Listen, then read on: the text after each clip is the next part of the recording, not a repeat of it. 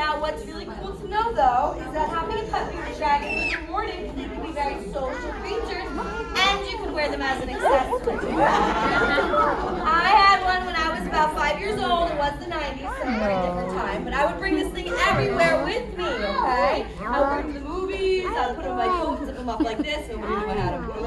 Not that I suggest doing that now. It was a different era, okay? However, he did love going to the movies because his favorite movie was Godzilla. Makes sense, right? He had some pipe dreams in line, okay? All right.